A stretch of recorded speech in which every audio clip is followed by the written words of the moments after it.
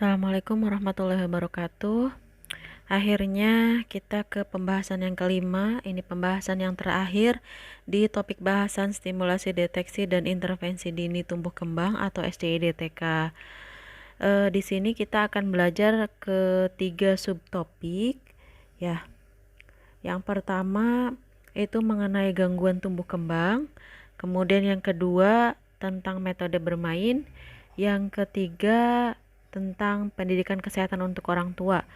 Jadi 3 subtopik ini akan kita pelajari pada video terakhir ini ya. Kita mulai dari gangguan penyimpangan tumbuh kembang ya. Jadi ada beberapa gangguan pertumbuhan dan perkembangan pada anak prasekolah ya. Gangguan yang pertama adalah gangguan bicara dan bahasa. Nah, ini dari penelitian ibu kemarin ya, memang ada beberapa anak yang mengalami gangguan bicara walaupun dia usianya sudah 36 bulan ya. Dia belum bisa ngomong lebih dari satu kata. Dia hanya bisa ngomong satu kata atau hanya isyarat-isyarat aja. Nah, ini menandakan bahwa memberikan indikator bahwa ada beberapa, hampir seluruh perkembangan anak ini mengalami keterlambatan atau kerusakan pada sistem. Jadi kalau anak sudah ada gangguan bicara dan bahasa, ini melibatkan kemampuan bisa kognitifnya, bisa motoriknya, bisa psikologinya, emosinya, dan lingkungannya. Nah, kurangnya stimulasi akan dapat menyebabkan gangguan bicara pada anak. Sebagian besar gangguan bicara bisa dialami oleh anak dengan gangguan psikologis. Jadi ini ada hubungannya ya. Gangguan yang kedua adalah cerebral palsy. Jadi merupakan suatu kelainan gerakan dan postur tubuh yang disebabkan oleh suatu kerusakan gangguan pada sel motorik pada susunan saraf pusatnya yang sedang bertumbuh. Ini dia mengalami kerusakan di otak ya. Kerusakan penyimpangan yang kedua adalah sindrom Down. Anak dengan sindrom Down adalah individu yang dikenal dari fenotipnya. Jadi dia merupakan kelainan kongenital. Jadi biasa adanya jumlah kromosomnya 21 yang berlebihan. Perkembangannya lebih lambat dari anak yang normal. Beberapa faktor seperti kelainan jantung kongenital, hipotonia yang berat gitu ya, masalah biologis dan lingkungan lainnya menyebabkan keterlambatan perkembangan motorik. Jadi untuk anak-anak yang sindrom Down itu ciri-cirinya wajahnya khas ya, kayak Mongolia begitu, dan dia mengalami keterlambatan tumbuh kembangnya. Kemudian perawakan pendek, mungkin ini merupakan suatu terminologi mengenai tinggi badan. Ya, dia di bawah 2 standar deviasi. Jadi pada kurvanya dia hasilnya itu dia di bawah kurva. Penyebabnya dapat karena variasi gangguan gizi, kelainan kromosom, bisa juga karena kelainan endokrin. Ya, ini biasanya sudah anak sebagai kelainan endokrin itu di kelainan bawaan ya. Kemudian gangguan autism. Nah, gangguan autism ini kita kan bisa mendeteksinya ya. Ini merupakan gangguan perkembangan yang pervasif. Jadi pada anak yang gejalanya muncul itu sebelum anak usia 3 tahun dia udah bisa muncul. Makanya untuk deteksi CAD itu anak minimal usia 18 bulan ya. Dia udah ada gejala autis dan kita sudah bisa deteksi itu. Penyimpangan selanjutnya adalah retradaksi mental. Jadi ini merupakan kondisi yang ditandai oleh intelijensinya yang rendah. Retradaksi mental itu cirinya dia IQ-nya itu di bawah 70 ya, hasil IQ-nya. Hal ini menyebabkan ketidakmampuan individu untuk belajar dan beradaptasi terhadap tuntutan masyarakat atas kemauan yang dianggap normal. Jadi kalau misalkan masyarakat kan, ayo kita bermain gitu, ayo kita begini, dia masih kurang paham gitu, lemot gitu ya. Nah, itu ada retradaksi mental. Itu juga dapat mengganggu penyimpangan sama pertumbuhan dia. Kemudian gangguan yang terakhir adalah gangguan pemusatan perhatian dan hiperaktivitas. Nah, ini juga kita bisa deteksi ya dengan menggunakan instrumen GPPH. Nah, gangguan ini merupakan gangguan di mana anak mengalami kesulitan untuk memusatkan perhatian yang sering disertai dengan hiperaktif. Jadi anak tuh nggak mau diem, sana kemari gitu ya. Nah, ini juga merupakan suatu gangguan penyimpangan di tumbuh kembang dan emosional dia. Nah, sekarang kita akan belajar tentang metode bermain sebagai salah satu stimulasi yang dapat kita lakukan terhadap anak gitu ya. Nanti kita akan coba bahas tentang metode bermain untuk memaksimalkan pertumbuhan dan perkembangan anaknya. Nah, kita memastikan anak bermain itu untuk memaksimalkan pertumbuhan dan perkembangan. Jadi anak itu usia sampai dia 72 bulan itu sebenarnya tidak ada anak untuk belajar tentang calistung atau membaca yang begitu ini ada target gitu ya.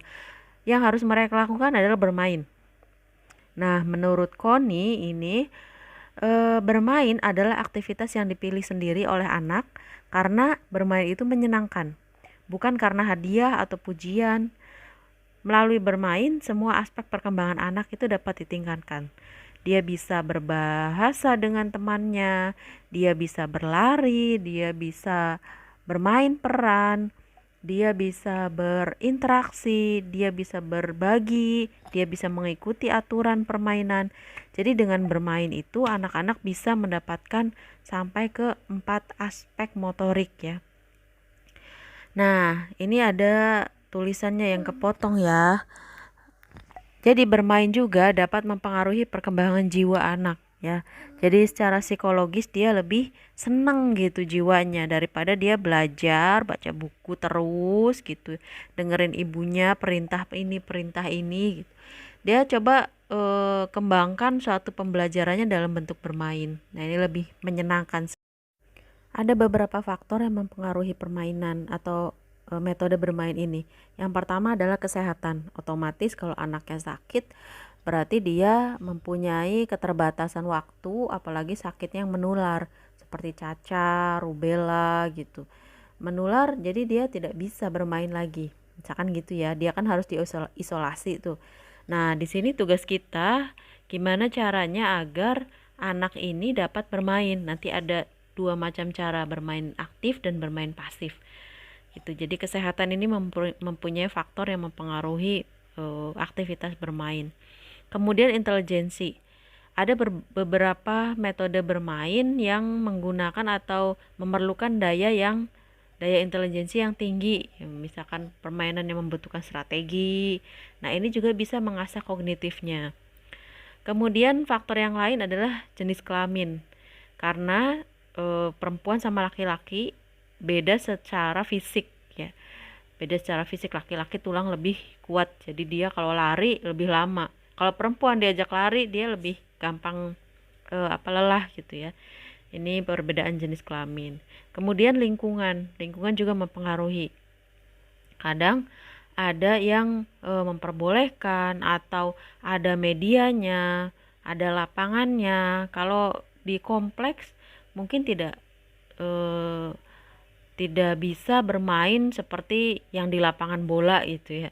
Nah, ini mempengaruhi. Pengaruh yang terakhir adalah status sosial. Ya, kalau misalkan dia berada di keluarga yang kaya, barangkali permainan-permainan dia itu yang mahal-mahal gitu ya. Kalau misalkan dia dari keluarga yang biasa saja, barangkali permainannya yang sederhana. Ini dapat mempengaruhi juga. Bagi anak ya bermain itu sangat memberikan manfaat sih sebetulnya. Anak-anak akan mengenal berbagai jenis permainan dan masing-masing permainan ini memiliki manfaat yang beda-beda. Sehingga jiwa mereka itu akan semakin seimbang. Permainan-permainan kita waktu kecil masih ingat nggak? Ya mungkin masih belum bisa didapatkan oleh anak-anak yang zaman sekarang yang lingkungannya berada di kompleks, yang ibunya nggak mau anaknya kotor gitu ya, yang lain-lain, yang anaknya itu harus full day sehingga sesama tetangga dia jarang main. Dia pulang sore sama ibunya saat pulang kerja. Nyampe rumah mandi, udah itu maghrib ada di rumah. Jadi dia jarang interaksi dengan tetangga-tetangganya gitu. Lingkungan ini sangat mempengaruhi. Nah, di sini ada macam-macam permainan.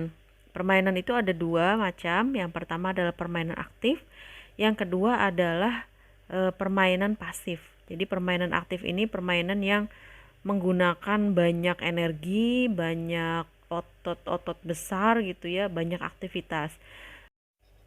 Yang termasuk ke dalam permainan aktif biasanya bermain bebas. Bebas aja dia main, mau lari-lari, mau apa bebas aja, spontan. Sama dia mau mengeksplorasi, mau melihat sawah gitu. Bebas terserah dia itu, nggak ada temanya. Yang penting dia melakukan aktivitasnya sesuai sama keinginan dia. Kemudian bermain aktif yang lain adalah drama. Drama di sini ada perpaduan antara intelijensi, perpaduan antara gerak kasar ya, lari-lari barangkali dia dramanya sebagai peran bagaimana gitu. Dan bahasa serta interaksi sosial. Kalau di kita dulu apa ya, main bibi-bibian gitu ya namanya. Nah, kemudian bermain aktif juga bermain musik gitu. Mengumpulkan atau mengoleksi benda-benda itu bermain aktif dia. Permainan olahraga seperti lari, nah, karet gitu ya, main karet dan lain sebagainya. Pokoknya bermain aktif ini adalah bermain yang menggunakan banyak kegiatan. Nah, permainan yang kedua adalah permainan pasif. Permainan pasif ini permainan yang bisa di lakukan oleh anak-anak yang tadi kesehatannya kurang baik gitu sehingga dia harus diisolasi, dan tapi dia harus tetap bermain. Kalian coba pernah lihat gak di rumah sakit balita ada kamar balita yang ada permainannya, atau anak balita yang sakit di ruangan-ruangan itu ada gak sih mereka kesempatan untuk main? Padahal kan pertumbuhan sama perkembangan ya, khususnya perkembangan mereka harus tetap berjalan walaupun dia lagi sakit. Nah, bisa sebagai apa namanya alternatif permainannya permainan pasif seperti membaca kalau udah bisa baca, kalau belum bisa ya dibacain gitu ya. Kemudian mendengarkan musik radio atau misalkan apa sekarang itu bisa di handphone gitu ya, menonton TV.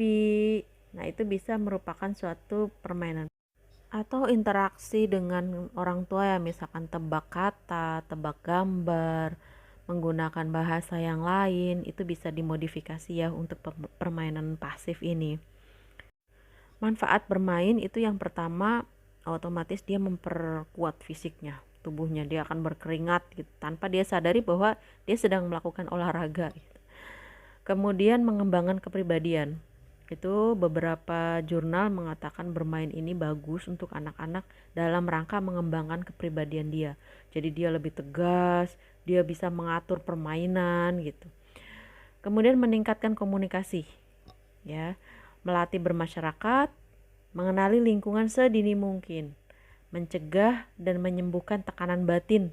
Jadi mungkin sampai kita remaja atau dewasa juga ya, mau main kenapa bete gitu. Nah, itu juga mungkin salah satu manfaat dari bermain. Merupakan sumber belajar ya untuk anak di golden period itu, tugas dia itu hanya belajar sambil bermain ya. Boleh dibalik, bermain sambil belajar boleh. Jadi sebetulnya bermain ini menciptakan suatu karakter bagi anaknya. Jujur ya, bisa menjadi dia kasih sayang, itu bisa semuanya ada di permainan. Nah, selanjutnya kita belajar tentang pediatric nursing. Jadi dia itu lebih ke perawatan anak saat ada di rumah. Nah, ini juga ada peran orang tua yang sangat kental ya sama pengasuhnya kalau orang tuanya bekerja. Nah, di slide ini fontnya terlalu besar ya. Oke. Pendidikan bagi anak itu dimulai dari rumah. Nah, orang tua adalah madrasah terbaik untuk anaknya. Jadi memang di sini perannya itu harus betul-betul melekat terus di golden period ini. Kalau misalkan orang tuanya bekerja, nah ini akan disambungkan tugasnya melalui pengasuh di rumah. Jadi pengasuh juga harus betul-betul dia paham mengenai caranya menstimulasi dengan bermain tanpa paksaan suasananya menyenangkan, itu sambungan dari orang tua, dia harus bisa begitu.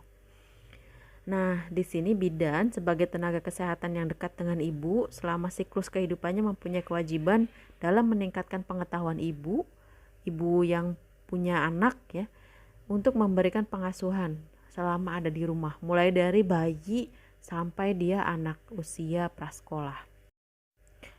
Nah, asuhannya itu setelah ibu melahirkan, dia kan mau pulang tuh ke rumah. Nah, mulai disitulah kita menerapkan suatu pediatric nursing namanya. Dia untuk perawatan bayi di rumah, boleh menstimulasinya dengan cara bermain dan yang lain-lain gitu. Kapan dia harus kembali ke klinik, kemudian tentang cara melanjutkan pengobatan di rumah untuk bayi-bayi yang sakit, konseling untuk kesehatan ibu sendiri dan yang lain-lain, itu mulai dari situ ya. Beberapa penjelasan di bawah ini merupakan cara pengasuhan dan perawatan bagi bayi dan anak-anak. Di antaranya yang pertama adalah, prinsip pertama adalah membentuk rasa cinta. Kita tidak boleh memberikan suatu pengalaman tidak baik buat anak, dan itu akan menetap biasanya dan diingat terus. Jadi prinsip yang pertama adalah membentuk rasa cinta. Langkah awal ini merupakan pintu pembuka dari seluruh pengasuhan pada bayi atau anak. Ya, ini harus dipahami. Hal ini merupakan suatu cara merawat anak yang dapat menimbulkan hubungan yang baik antara orang tua dan anak sedini mungkin. Orang tua tidak ada paksaan mengasuhnya, apalagi berantem terus gitu sama suaminya karena suaminya nggak bantuin dan yang lain sebagainya, ini harusnya dihindari. Kedekatan secara dini bisa meningkatkan rasa cinta terhadap anak secara alamiah. Nah, beberapa penelitian itu telah membuktikan bahwa bayi yang dicintai dan disayangi selama tahun-tahun pertama kehidupannya, dia akan memiliki rasa percaya diri dalam kemandiriannya gitu. Jadi kebutuhan psikologisnya dia terpenuhi tuh. Jadi baik nanti anaknya ya. Perawatan sejak bayi lahir, seperti memandikan bayi, ini sudah pernah diajarin mungkin ya, ini hanya recall aja. Jadi prinsipnya seperti memandikan bayi biasa, menjaga jangan sampai kedinginan, airnya kita cek dulu jangan sampai terlalu panas gitu. Tidak menimbulkan aspirasi dan yang lain-lain. Kemudian juga pencegahan panas. Ini banyak kejadian di rumah setelah ibu dan bayi pulang gitu. Bayinya ditaruh di tempat yang dingin, dia pipis tidak sempat diganti dan yang lain-lain. Kemudian ibu harus tahu saat dia di rumah kapan harus segera membawa bayinya ke petugas kesehatan jika sakit.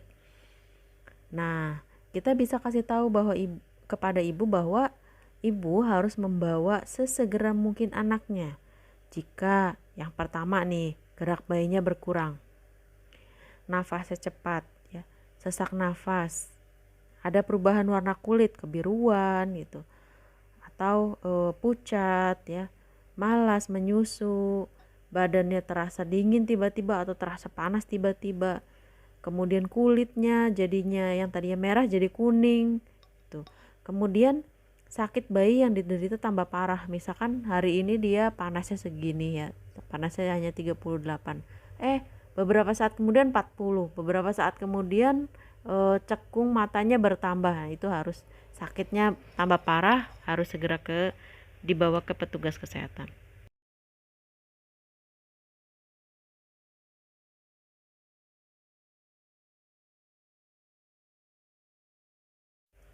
Sesuai dengan pertumbuhan sama perkembangan anak, ini juga harus diperhatikan orang tua dalam menjaga keselamatan anak.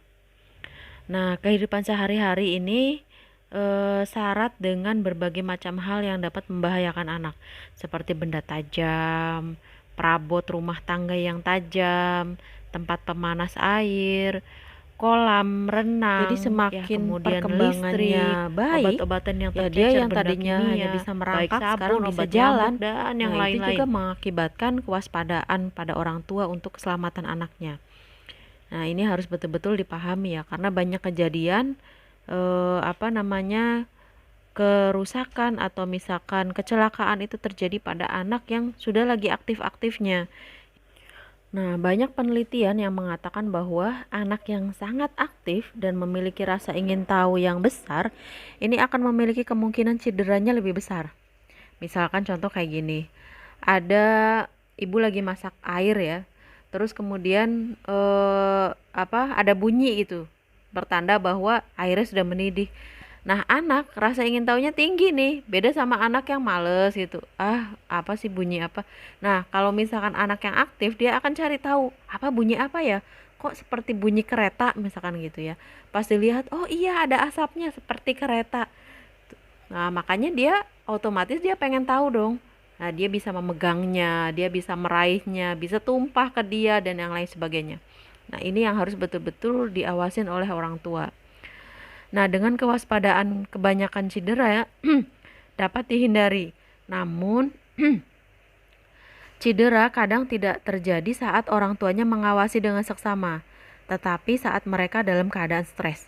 Jadi, tidak boleh meninggalkan anak saat dia lagi frustasi, atau saat dia lagi nangis, atau saat dia lagi ngamuk, itu nggak boleh. Jangan, ya udah biarin aja, tinggal, enggak. Jadi banyak penelitian mengatakan bahwa anak dalam kondisi seperti ini dia bisa jadi kecelakaan terjadi, gitu ya. Jadi jangan ditinggal. Nah, saat anak cenderung kesal atau memasuki fase yang sulit, maka orang tua harus waspada karena pada saat itu adalah saat dimana anak lebih sering melanggar aturan, bahkan untuk aturan-aturan yang biasa ditaatinya. Misalkan gitu membanting gelasnya. Oke, untuk pembahasan yang kelima dia bisa melakukan hal itu saat dianya selesai kesal. Semua. Jadi jangan malah ditinggal. Ibu harap gitu ya. Kalian bisa memahaminya ya.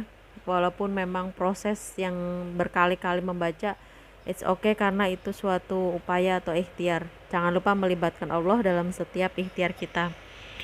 Mudah-mudahan upaya ini juga lebih baik daripada kalian hanya sekedar membaca saja. Jadi ya, Ibu bantu dengan metode video ini. Semoga bermanfaat, tetap semangat, jaga kesehatan selalu, tetap stay di rumah. Jangan lupa like and subscribe videonya. Assalamualaikum warahmatullahi wabarakatuh.